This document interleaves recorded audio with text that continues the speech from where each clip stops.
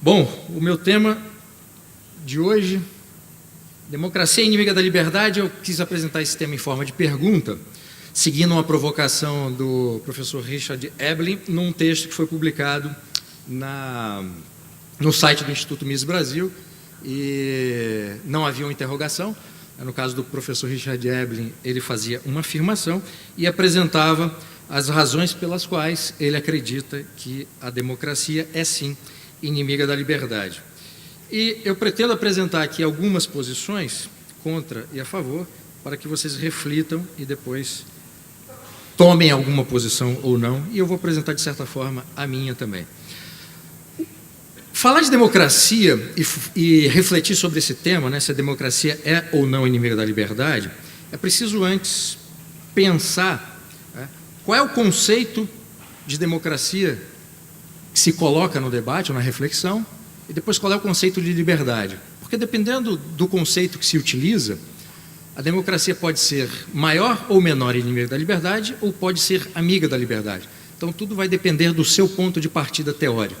Porque sem isso, é impossível até tomar uma posição. Mas mesmo as posições favoráveis ou contrárias à democracia, elas cabem argumentos favoráveis ou contrários, dependendo da posição que for adotada, né? Por isso que é um tema tão interessante de ser discutido, porque é um tema que permite várias interpretações e também a posição vai depender do quão você acredita, né, nos argumentos favoráveis ou contrários, se a democracia é ou não uma inimiga da liberdade. Geralmente os elogios e a defesa que são feitas, né, acerca da democracia e, portanto, concordando que a democracia é, sim, amiga da liberdade e não inimiga, a base de comparação em relação ao modelo democrático que está em vigor em várias sociedades ocidentais e não ocidentais é uma comparação com regimes que antecederam a democracia e regimes concorrentes da democracia, ainda em vigor, mas que são regimes que podem ser considerados autoritários, ou totalitários, enfim, regimes que não têm qualquer grau de liberdade. Então, geralmente, a defesa da democracia, quem defende a democracia, se baseia nesse método comparativo para, a partir daí, fazer um elogio das virtudes da democracia. Por outro lado, quem critica a democracia, o modo de comparar, né, a base de comparação, não é exatamente outros regimes políticos, outros sistemas políticos, embora possam ser usados, mas principalmente é uma crítica que se faz à própria democracia, é uma crítica interna. Então, quais são as falhas da democracia? O que a democracia falha ou erra, não consegue cumprir aquilo que é prometido? Por que a democracia não consegue promover a prometida liberdade? E aí, isso leva a várias outras perguntas. A democracia, desde o seu início, é um sistema que defendeu a liberdade. A democracia ateniense era um sistema que se organizou para poder haver uma participação mínima dos cidadãos, portanto, a democracia ateniense era um sistema político fechado, ele não era amplo a toda a sociedade, a todas as pessoas que viviam em Atenas. Mas será que havia esse DNA da liberdade nas experiências primeiras da democracia, né? E não, quando você analisa o regime ateniense, não há. E depois, quando vai dar um salto histórico para a República Romana, que também tinha uma forma singular de democracia, também essa dimensão da liberdade não era um elemento que se sobressaía. Essa ideia de que a liberdade deve ser um elemento fundamental dentro da democracia é uma visão mais recente, historicamente, né? Obviamente comparando aí com Grécia e Roma. O que é interessante, e eu queria trazer uma história assim, esse ano em novembro, completa 70 anos de um discurso que o Winston Churchill fez na Câmara dos Comuns, e que nesse discurso, ele profere aquela frase que é muito conhecida, né, que a democracia é o melhor sistema de governo, à exceção de todos os outros, e ele fez esse discurso, né, justamente fazendo uma crítica ao governo trabalhista que tentava passar uma lei no parlamento, e essa lei dava muitos poderes para o governo da época. Então, a frase, ela estava dentro de um determinado contexto, e esse contexto se explicava. E no próprio discurso, Churchill, embora fizesse uma espécie de elogio, né, transversal da democracia, o que ele estava querendo dizer, na verdade, não era elogiar a democracia. O que ele disse, né, e eu vou citar aqui, né, a frase é a seguinte: de fato, disse que a democracia é a pior forma de governo, com exceção de todas as outras que foram tentadas ao longo do tempo. O que ele disse aqui, na verdade, é o seguinte: bom, nós não temos hoje um sistema concorrente à democracia que possa servir aquilo que nós temos aqui na Grã-Bretanha. Então, os sistemas concorrentes tentados no passado e aqueles que estavam em vigor na época, lembra que em 1947 a Segunda Guerra Mundial tinha terminado apenas quase 2 anos, e você tinha a União Soviética, Stalin no poder, enfim. A situação na Europa era uma situação bastante difícil do ponto de vista político, não é? E não havia realmente um outro sistema, um outro regime que pudesse servir naquele momento de base comparativa para o Churchill, inclusive, citar no seu discurso, e razão pela qual, e até baseado na própria experiência britânica, ele falou da democracia. Tá? Então, para iniciar, assim, pensando nas... Vamos ver se eu acerto isso aqui.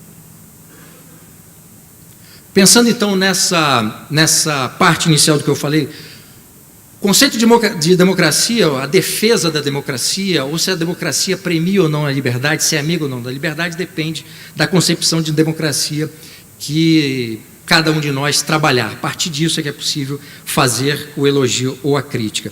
Eu trouxe aqui três autores. Só está difícil. Eu trouxe 3 autores que são representativos dessa ideia de democracia. Primeiro, um clássico, né, da ciência política e democracia, que é o livro do Robert Dahl. Depois, um livro mais recente, que é o Espírito da Democracia, professor Larry Diamond, que está vivo, e inclusive vai fazer uma palestra em Curitiba esse ano ainda sobre democracia. Então, é um intelectual que reflete academicamente sobre a democracia e faz uma defesa da democracia, né? Então é uma posição atual. E trouxe também uma visão mais radical de crítica à democracia, que é o Hans Hermann Hoppe, embora eu traga outros autores aqui também da escola austríaca, com uma visão também mais anarcocapitalista, né? A concepção de democracia do ponto de vista teórico, ela se baseia em algumas ideias, né, que não são excludentes, elas são complementares. Então, você tem por Giovanni Sartori, por exemplo, que tem uma teoria da democracia. As democracias modernas dependem de 3 fatores: poder limitado da maioria, procedimentos eleitorais e transmissão do poder dos representantes, né? Lembrando, o conceito de democracia que a gente aprende, né, o governo do povo, na verdade, pela concepção grega, né, não seria exatamente governo do povo, seria o poder do povo, né, uma autoridade que o povo teria num determinado tipo de sociedade, né. O governo do povo, né, a autoridade que o povo teria para reger a sua própria vida, estaria muito mais ligado ao conceito de demarquia do Hayek do que propriamente de democracia, que significa, obviamente, poder do povo, poder que o povo tem de decidir os seus próprios rumos numa vida em comunidade. O Robert Dahl, nesse livro, né, ele define a democracia como um governo do demos, né? O Hans Hermann Hoppe provavelmente ia falar que é o governo do demo e não do demos, né? Sendo então o governo do demos, né, do povo, seria um corpo de cidadãos constituído de membros considerados iguais, e aí a ideia de igualdade, no que se refere ao objetivo de chegar às decisões governamentais. Então, uma ideia de um processo, de um procedimento em busca de uma determinada finalidade, e essa finalidade seria chegar a um acordo sobre determinadas e diferentes questões. O professor Robert Dahl diz ainda, né, e reforçando essa ideia da democracia como um procedimento, né, e não como um regime ou como um sistema de governo, como a gente se acostuma a ler e a ver, mas como um processo político de tomada de decisões quanto aos princípios, regras, leis, políticas e condutas da associação e assim por diante. Espera-se dos membros que hajam em conformidade com essas decisões, porque elas são vinculativas. Então, uma ideia de processo, de procedimento, para se chegar a um objetivo, que seriam essas decisões. Bom, aí pulando, saindo desses teóricos da ciência política e abordando agora uma visão mais crítica da democracia, uma concepção mais crítica de autores vinculados com a escola austríaca, com o pensamento libertário, você tem o Richard Eberlin, cujo texto me serviu de inspiração, que restringe a democracia ao direito de voto, e ao restringir a democracia ao direito de voto, isso causa muitos problemas, e ele faz mais uma crítica que eu vou apresentar logo depois, do que acontece quando a democracia é entendida desse jeito. Tem dois autores, autores do livro Para Além da Democracia, que definem a democracia como um sistema coletivista, um sistema socialista, e que seria um socialismo pela porta dos fundos. E tem a visão de democracia do Hans Hermann Hoppe, nesse livro, Democracia, o Deus que Falhou, que ele considera a democracia como sendo um governo da maioria, então ele repete uma visão que também é de certos autores da ciência política. Um governo da maioria é um governo de propriedade pública, e depois eu vou explicar por que ele usa essa expressão propriedade pública, que tem como característica principal sistemáticas violações dos direitos de propriedade, que para a Hoppe um elemento fundamental, a liberdade ela depende de não haver essa violação sistemática por qualquer tipo de poder político ou não, e essa violação sistemática dos direitos de propriedade que afetam sistematicamente e de forma profunda as preferências temporais individuais, e eu vou explicar logo mais o que significa esse grau de preferência temporal. E por isso, diz o Hoppe nesse livro, a democracia é incompatível com a propriedade privada, propriedade particular e autonomia individual. A ideia de democracia é imoral e antieconômica. Nesse livro, o Hoppe faz uma crítica à democracia muito pontuada na dimensão econômica, embora também ele faça um argumento moral, e depois vai fazer uma comparação entre essa visão de democracia negativa que ele tem e o regime ou o sistema, ou a ideia que ele considera mais adequada para a vida em sociedade. O que está mais difícil aqui é passar esse troço. Pronto. Bom, a democracia é inimiga da liberdade? Eu trouxe duas respostas aqui. Autores que acham que a democracia é amiga da liberdade e outros autores que acham que a democracia é, sim, inimiga da liberdade. O primeiro autor, Robert Dahl, cujo livro eu apresentei, ele disse nesse livro que desde o século II, o século II, os defensores da democracia defendem a democracia como um instrumento de liberdade baseado em 3 pontos. O primeiro, liberdade geral, dentro da qual está inserida o direito à livre expressão, organização política, eleições justas e livres e assim por diante. Segundo elemento, liberdade de autodeterminação, que é o direito que nós temos de governarmos a nós próprios, obedecer às leis que a própria pessoa escolheu para si mesmo por ter essa autodeterminação. Terceiro ponto, autonomia moral.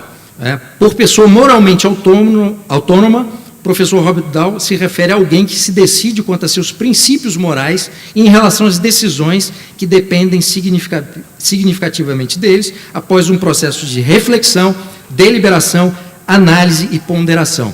Quando você vai analisar as teorias da democracia, uma das teorias é justamente a democracia deliberativa, que enfoca de forma muito evidente, muito contundente, o poder deliberativo que a democracia deve ter e que muitos regimes democráticos soterraram, solaparam essa dimensão ao inserir outras práticas políticas, e até mesmo quando um político ascende a um poder democraticamente e começa a usar a democracia para um projeto de poder autoritário e não para aquele ideal de democracia que, pelo menos, é vendido do ponto de vista teórico e do ponto de vista prático. O Hayek, no terceiro volume do livro Direito, Legislação e Liberdade, embora ele seja um defensor da democracia, ele faz uma reflexão interessante, porque ele elogia a democracia, mas não essa democracia que estava em vigor na época do livro, né? Ali, anos 60, anos 70. Então, o que ele diz é o seguinte: a democracia ela é um sistema que é benéfico, é um sistema que, de algumas maneiras, premia as liberdades dentro de uma sociedade, mas que a democracia em vigor, ela não era uma amiga da liberdade, porque o poder ilimitado que havia sido conferido dentro da democracia, né, por vários partidos e governantes que se sucederam no poder, esse poder ilimitado que foi conferido acabou por desvirtuar o sentido original da democracia. Então, para o Hayek, a ideia de democracia é uma ideia virtuosa e o problema não foi o sistema. O problema foram as práticas democráticas que levaram a uma concessão de poder ilimitado para o Estado e para o governo, e essa concessão de poder ilimitado é que havia desvirtuado a democracia e, por isso, seria o defeito fatal na forma vigente de democracia.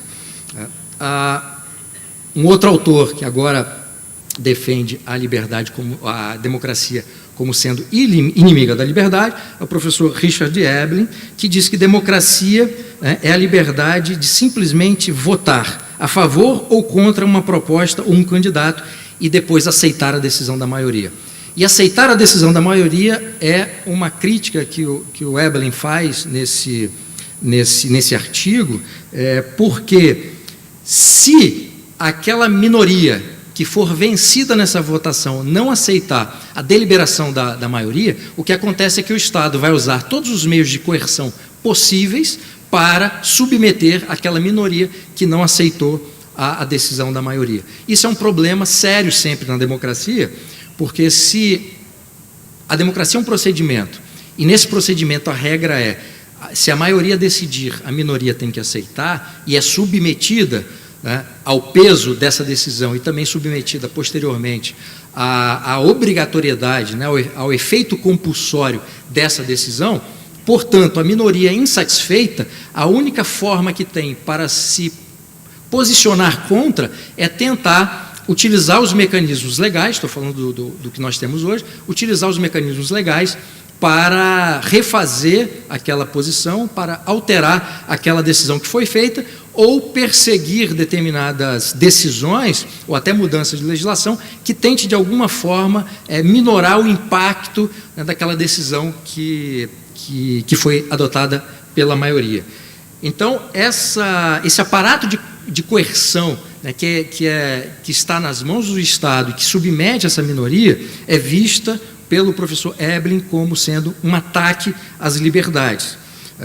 Os defensores da democracia, obviamente, vão dizer o seguinte: bom, se a maioria decidiu e as pessoas vivem numa sociedade, portanto, você aceitou previamente as regras e, ao participar do processo, você legitimou o processo e, por isso, deve aceitar. Mas, do ponto de vista da concepção da liberdade, né, do professor Eblin e de outros autores, essa imposição da coerção, via coerção do Estado, né, a não aceitação dessa decisão da maioria que foi realizada, o efeito da coerção, o resultado da coerção de você não poder fazer aquilo que você gostaria de fazer, é um ataque violento contra a liberdade. E ele chega a comparar esse tipo de ataque aos regimes ditatoriais que fazem isso sem precisar passar por esse procedimento de voto, de escolha, deliberação da maioria.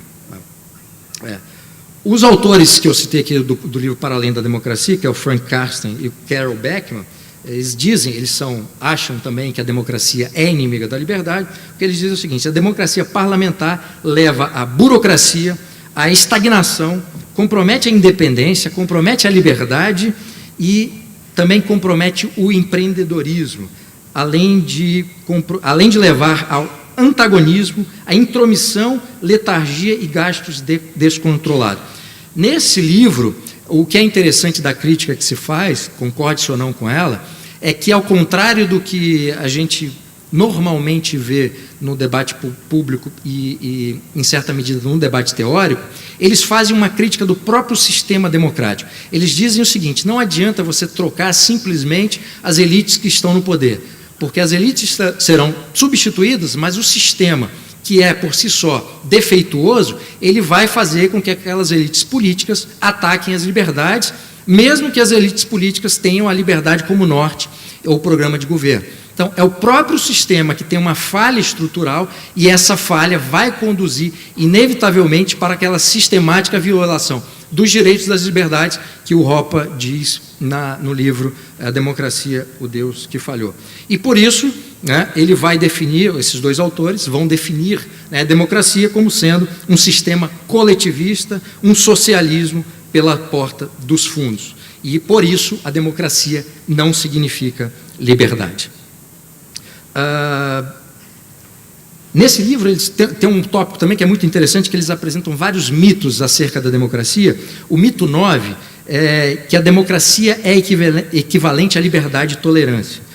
E eles dizem, eles afirmam e tentam demonstrar do ponto de vista teórico, e oferecendo até alguns exemplos concretos, por que a democracia e liberdade são opostas, justamente porque numa democracia as pessoas devem se submeter às decisões do governo. Sendo o governo uma agência, né, de violação sistemática das liberdades, submeter-se a essa agência que viola sistematicamente as liberdades não é celebrar a liberdade, não é defender a liberdade, é estar submetido a um regime que é antiliberal por natureza. Né? Porque eles entendem a liberdade como eles dizem que a liberdade significa que você não tem que fazer o que a maioria dos outros quer que você faça, mas que você pode decidir por si mesmo. Né?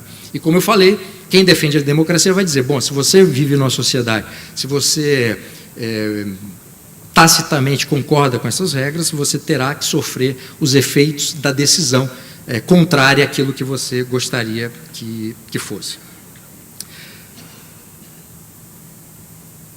O ponto... o ponto seguinte, e eu pego emprestado a definição do Hans Hermann Hoppe, do livro dele, né, do título, né, democracia é o Deus que falhou? Será que a democracia falhou? E por que falhou? Primeiro eu queria apresentar alguns dados que foram extraídos daquele livro, O Espírito da Democracia, do professor Larry Diamond. E os dados são interessantes porque os dados confirmam a afirmação do Hoppe, que a democracia, se não falhou completamente, ela está num processo de falhanço, né, para usar um termo português de Portugal. Ele bota nesse livro quatro taxas em períodos diferentes, né, de fracasso democrático, que ele chama de fracasso democrático. Ele diz que entre 74 e 83, entre 1974 e 1983, a taxa de fracasso nas democracias foi de 15%. Entre 84 e 93 foi de 7%. De 94 a 2003, é sempre um período de 10 anos, né? De 94 a 2003, de 10%, né? E de 2004 a 2013, 14%. Então, são as reduções, né, dentro do universo democrático, dos países democráticos, o que reduziu, né, dentro desse universo da quantidade de países que eram democracia. E é engraçado que ele, a terceira onda global de expansão democrática, segundo o professor Diamond, começa em 1974, quando Portugal deixa para trás o regime salazarista, né, que era uma ditadura, e passa por aquele período revolucionário até chegar à democracia atual. Mas o que é engraçado é que, como o período, né, essa terceira onda global é iniciada em 74, o que vem logo a seguir, a democracia, a ditadura salazarista, é um período que é conhecido como período revolucionário em Portugal, que foi a tentativa de instalação de um regime comunista. Então houve um período de transição, que eu acho que foi de um ano ou pouco mais de um ano, em que Portugal esteve submetido a comunistas que tinham o poder e que só não foram vencedores. Portugal não se transformou num satélite da União Soviética, porque os que defendiam a democracia acabaram sendo o grupo vencedor. Tá? Os outros dados que o professor apresenta aqui é o seguinte: Nas 3 décadas subsequentes, né, de 75 a 2007, o número de democracias se manteve ou se expandiu muito pouco, mas não havia acontecido o grau de expansão anterior a essa data. E a democracia, ela vem passando por um processo de degradação. Aí ele pegou o período 2000 a 2015, e nesse período, que é interessante, 8 dos 25 colapsos, então houve efetivamente 25 colapsos democráticos de 2000 a 2015, período de 15 anos.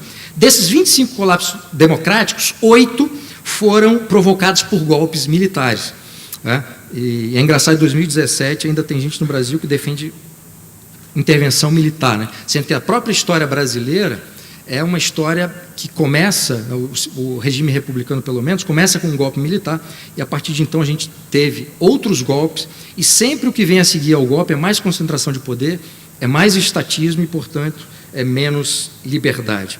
E ele diz o seguinte: por que a liberdade e a democracia têm regredido no mundo? Alguns fatores: deterioração da governança, Estado de Direito, deterioração da transparência, dos direitos políticos, das liberdades civis e da liberdade econômica. Liberdade econômica é interessante, porque a maioria dos autores de ciência política não trazem a dimensão econômica para a ideia de liberdade. Eles estão sempre falando em liberdade política, liberdade civis, mas a liberdade econômica, alguns autores é que falam disso. O próprio Larry Diamond acrescenta isso na sua visão. Isso tem acontecido, segundo o professor Diamond, por causa de fracas instituições legais e políticas, corrupção descontrolada e má governança crônica. Bom, os autores críticos da democracia vão dizer que esses problemas que causaram essa degradação, esse colapso das democracias, são problemas inerentes à democracia. Por mais que você tente melhorar a democracia sempre será um procedimento, um sistema ou um regime de governo que tem na sua natureza, né, essa composição que levará à corrupção, levará à má governança, levará a uma série de defeitos que depois vai resultar em problemas muito sérios no país. A gente está acompanhando isso agora com a Lava Jato e já tinha acompanhado com o Mensalão, né? O professor Adriano Janturco, que vai falar aqui, ele escreveu na Folha de São Paulo, acho que no ano passado, alguns anos atrás, um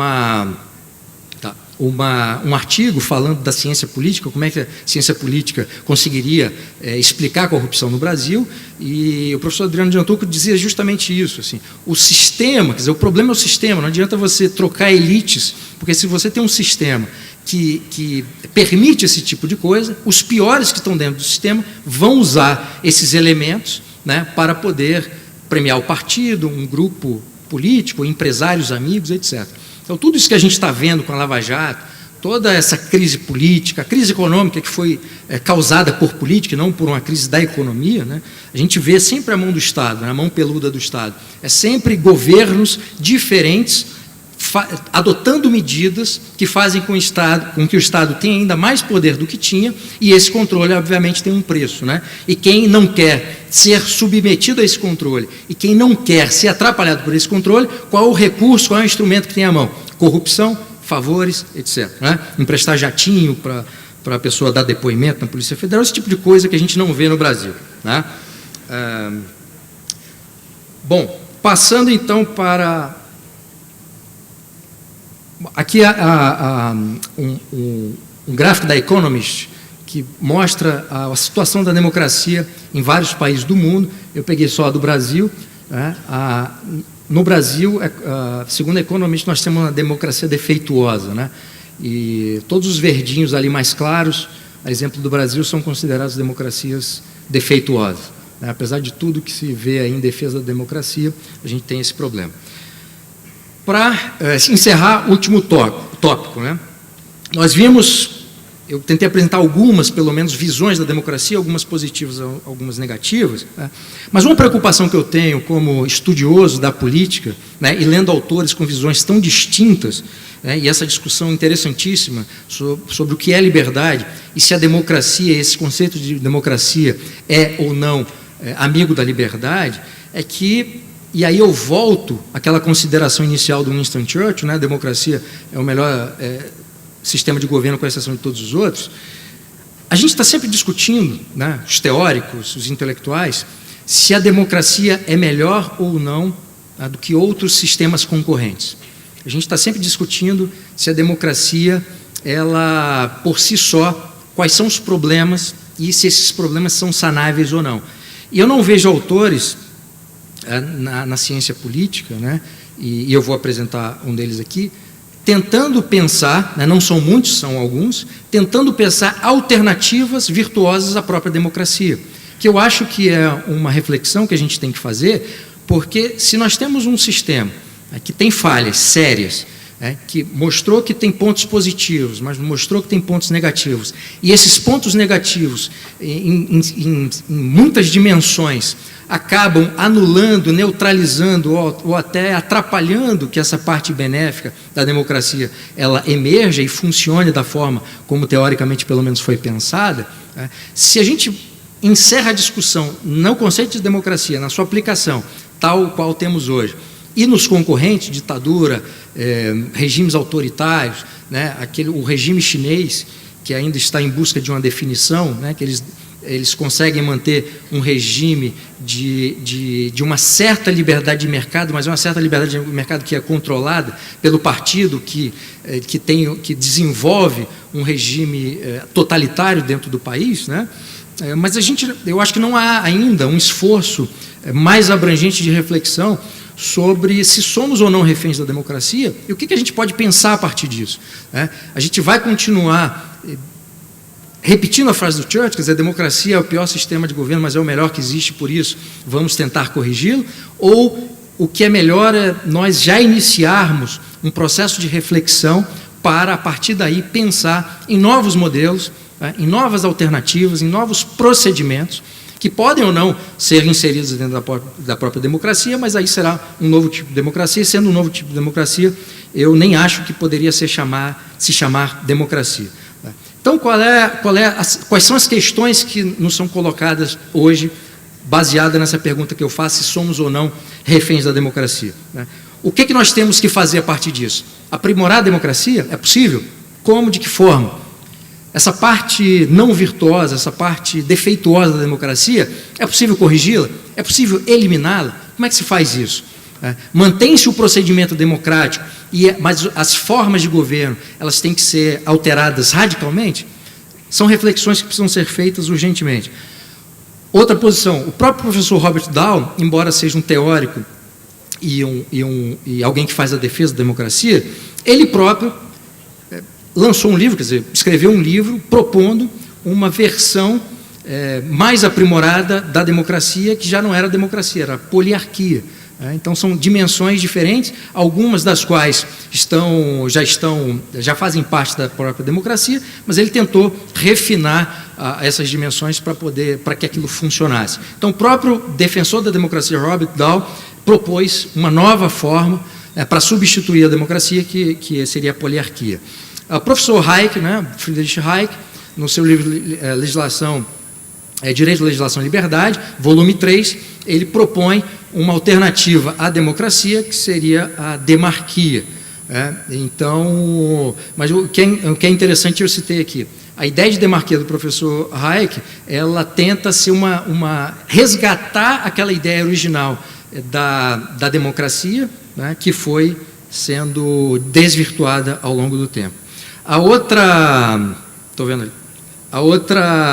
proposta seria, na verdade, duas, do professor Hans Hermann Hoppe. Uma monarquia hereditária, que embora ele coloque no livro como sendo uma alternativa à democracia, ele não faz propriamente uma defesa da monarquia hereditária. O que ele diz é que a taxa de preferência temporal numa monarquia hereditária, porque o rei ou o imperador é dono das propriedades, do capital, ele assim pode dispor de tudo aquilo que tem, e por isso ele não vai gastar o capital que ele tem, ele vai poupar, então terá uma taxa de preferência temporal menor e que levará a um processo civilizatório.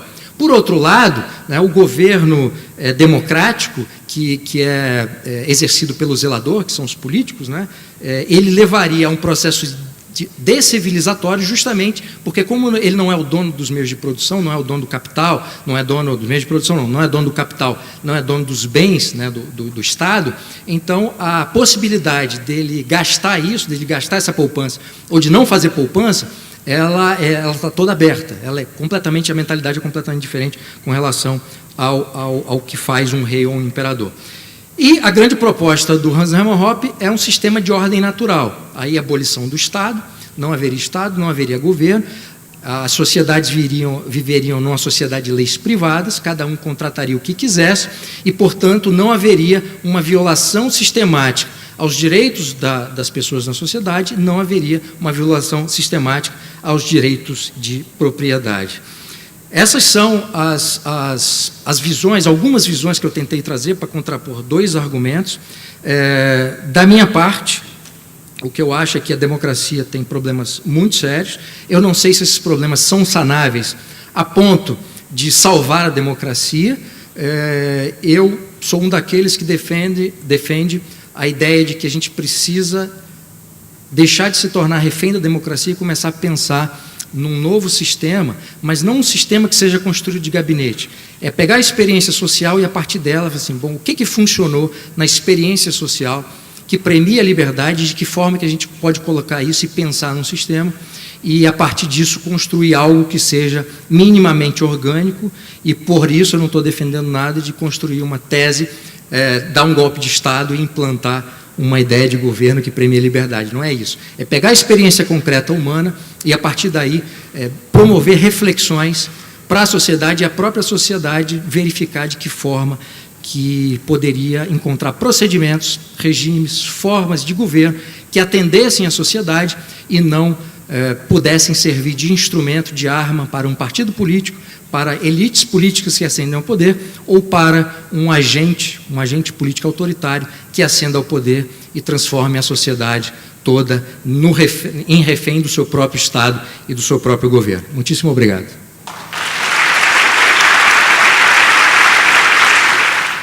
Esse debate, Hoppe, Hayek, eu escuto todo dia na Universidade Federal, conduzo um grupo de estudos lá, e é uma briga, né? Os Hoppianos com os Hayekianos não se entendem, nunca vão se entender, então é uma missão impossível. Mas a questão toda que eu pergunto para o Bruno é que o Hayek ele vai trabalhar muito a ideia do racionalismo construtivista, ele combate essa ideia, né? De nós construirmos modelos que, de repente, eles não estão fluindo de uma maneira espontânea na sociedade. Nós temos uma república relativamente saudável no mundo, que é a República Americana. E os pais fundadores, por exemplo, eles tinham muito medo da democracia, né? Jefferson citou várias vezes que era preferível 173 tiranos, não são diferentes de um só. Então, os pais fundadores blindaram a República de uma série de garantias para que a democracia não destruísse a República. Então, minha pergunta para o Bruno, dentro dessa possibilidade de a gente não ir para um racionalismo construtivista, de engenharias e tal, se não seria a ideia de aperfeiçoar os princípios republicanos, falar muito mais, eu sou bem mais hayekiana do que hoppiana, com certeza, mas aperfeiçoar os princípios republicanos e com esses problemas que a democracia nos impõe e que Hayek nos coloca, mas também não deixar de pararmos para pensar se nós não estaríamos indo para modelos estritamente construtivistas, né? Bom, o Hayek realmente era um crítico dessa ideia do racionalismo construtivista, e mesmo assim ele fez a proposta de demarquia, né? Então há uma contradição no próprio Hayek, porque, embora ele fosse um crítico dessa ideia, ele próprio tentou elaborar um sistema que era a demarquia. Agora, claro, se o seu objetivo é construir um sistema de governo, aí você coloca lá todo um procedimento que tem que ser feito, que tem que ser seguido, e a partir dali você tenta impor isso à sociedade, você causa um problema. Aliás, alguns sérios problemas da democracia advêm justamente disso, né? Você começa a adotar procedimentos, burocratas, servidores, políticos começam a adotar procedimentos via legislação, começa a passar leis que às vezes nem são leis que propriamente definem procedimentos políticos, mas definem regras sociais. E, ao definir regras sociais, vão definir comportamentos. Se você sai daquele comportamento, você é punido e sofre todos os efeitos da coerção estatal. No caso da República, eu, como sendo um monarquista brasileiro, eu ouço essa palavra República, eu me arrepio, porque a República Brasileira começa com um golpe militar. Então, para mim, toda a história republicana presidencialista é fruto de um golpe e, portanto, está maculado desde o início. E a República Presidencialista Brasileira é um estado de revolução permanente, para usar lá o termo do Trotsky, né? Porque de tempos em tempos vem uma elite no poder, um grupo, às vezes legitimados ou às vezes até criados por intelectuais, que tentam promover novas revoluções. Obviamente que as revoluções de agora são revoluções democráticas, então tenta-se pelo voto, né? Primeiro a revolução cultural, depois vai pelo voto, aparelha o Estado e torna o Estado uma correia de transmissão do partido. Então, o presidencialismo republicano brasileiro é um sistema que, para mim, está falhado desde o início e está sempre dando provas disso. Como é que você faz, como é que se aprimora algo que é tão ruim no caso do Brasil? É claro que dá para fazer isso do ponto de vista teórico, tentando elaborar. Tentando melhorar, né, lapidar, né? Tem grupos de autores que, quer dizer, há um esforço da ciência política muito grande em tentar justamente superar as vicissitudes da democracia e corrigi-las do ponto de vista teórico. Só que entre teoria e os políticos que vão implementar isso, há sempre um ruído, né? E aquilo que é imaginado por intelectuais, mesmo aquelas boas ideias, quando chegam no parlamento, aquilo vai ser discutido, vai ser votado, vai ser emendado, vai ser destruído de alguma maneira, e aí há um problema de comunicação entre aquilo que é entregue e aquilo que realmente vai ser realizado. E eu não sei realmente, assim, do ponto de vista teórico, é possível corrigir a democracia? Pode corrigir qualquer coisa, né? Agora, do ponto de vista, mesmo que não faça sentido, mas do ponto de vista da prática política, eu já não sei, né? Eu não sou hopiano. Aliás, quando você falou, Renata, que está acostumada a ouvir o debate entre Hayek e Hoppe na Universidade Federal, eu achei que era pegadinha. É verdade. Né? Mas aí eu lembrei que você faz parte de um grupo de estudos lá. É uma discussão muito interessante. Eu não sou hopiano, eu acho que a defesa que ele faz da ideia de monarquia hereditária por taxa de preferência temporal, eu acho que é um achado. A forma como ele vê a relação do soberano com os bens públicos, entre aspas, é uma coisa muito interessante, porque explica alguma coisa. A defesa que ele faz de uma elite natural que é destruída pela democracia, eu acho muito interessante. Mas eu também sou um fã da obra de Hayek, né? Entre os dois eu não consigo me posicionar, porque a defesa do Hoppe é de uma ordem natural. Né? Eu não defendo essa ordem natural do ponto de vista da política geral, mas a defesa que ele faz da monarquia hereditária é excelente.